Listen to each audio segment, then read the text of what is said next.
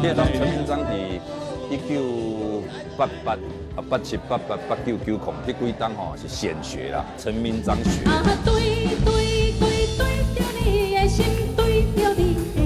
迄有应用到咱民谣最上重要物件，叫做无拍物件。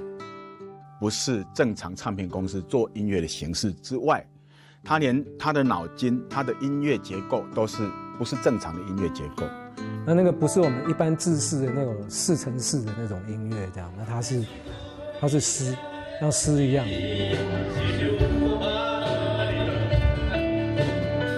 来，这个我练了，1、2、3，来。